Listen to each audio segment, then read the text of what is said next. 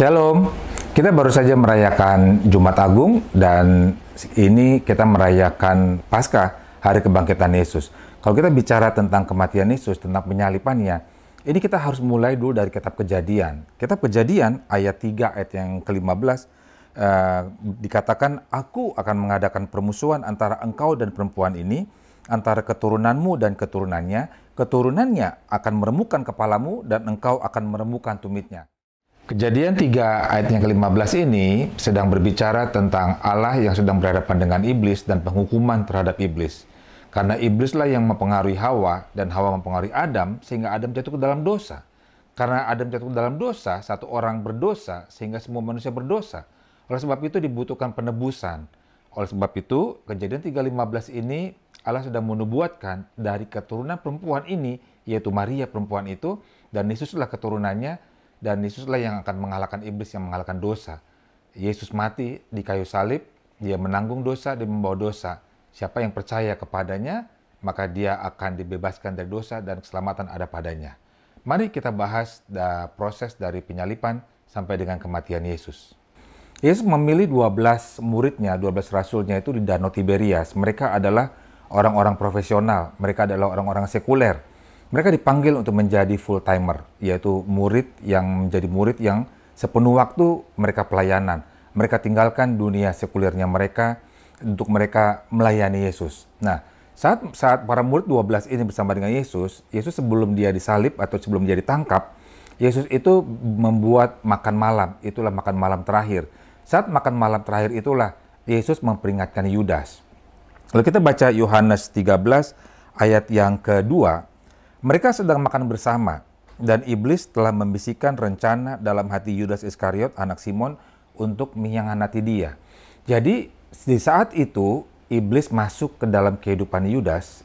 Yudas membuat celah sehingga iblis masuk, dan iblis itu minta Yudas untuk mengkhianati Yesus, menyerahkan Yesus kepada para pemimpin untuk Yesus itu ditangkap.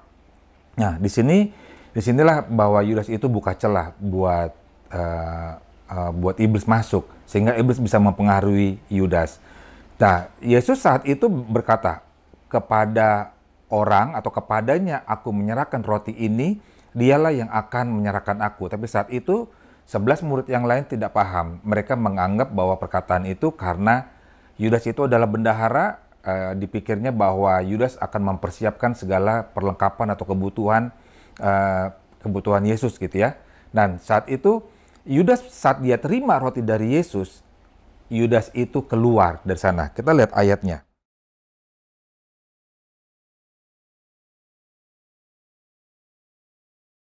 Nah, lihat ya.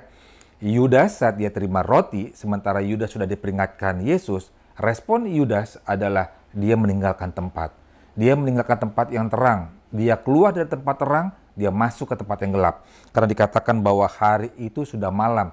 Itu artinya gelap, bahwa Yudas memilih untuk dia meninggalkan Yesus dan dia masuk ke dalam kegelapan. Kita tahu akhir dari kehidupan Yudas adalah dia bunuh diri.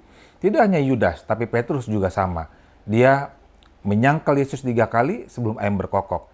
Bedanya adalah Petrus tidak meninggalkan Yesus, dan Yesus sendiri memulihkan Petrus, dan kita lihat sekarang bahwa Petrus dipakai Tuhan luar biasa. Saat Yesus ditangkap, dikirim kepada Pilatus. Pilatus lepas tangan, dikirim kepada Herodes. Herodes lepas tangan, dikembalikan kepada Pilatus.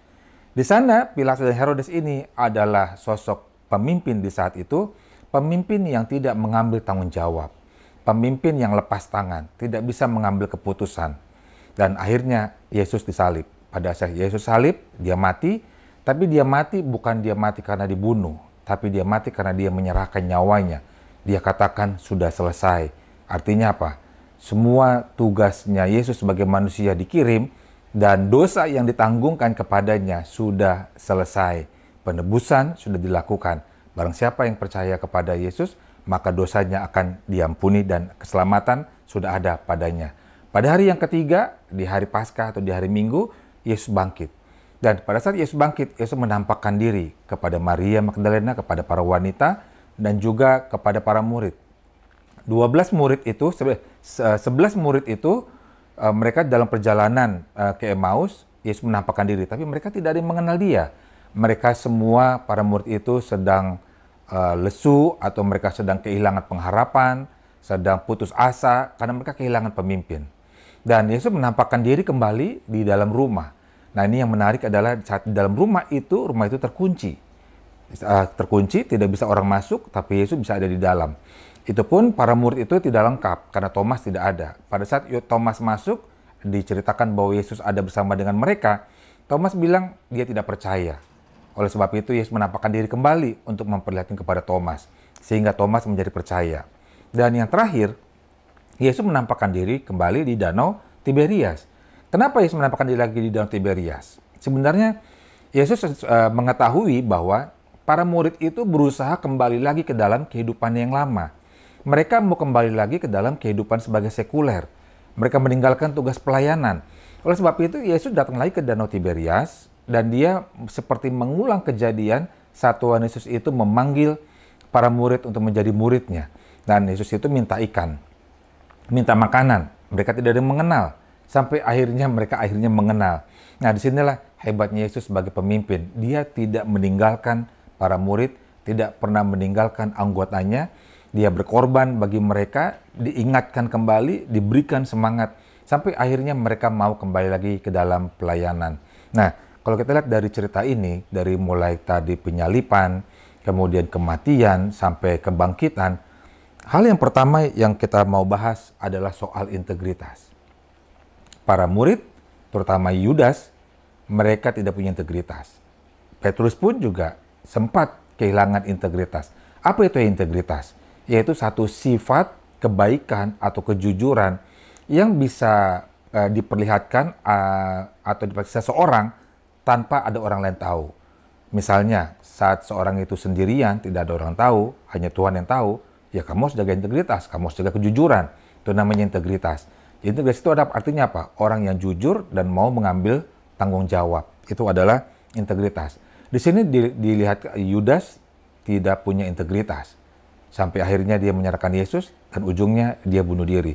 Petrus awalnya pun demikian, tapi Petrus masih ada bersama dengan Yesus dan Yesus memulihkan dia. Para pemimpin di saat itu, Pilatus dan Herodes, mereka juga tidak punya integritas, tidak bisa mengambil tanggung jawab. Jadi pesan yang pertama, terutama buat anak muda, saat engkau masih muda, jagalah integritasmu. Saat kau jaga integritas, jangan karena ada orang. Tapi saat engkau sendirian pun, kau jaga integritas. Saat belajar, kamu jangan nyontek. Saat teman kamu nyontek, kamu jangan ikut-ikutan.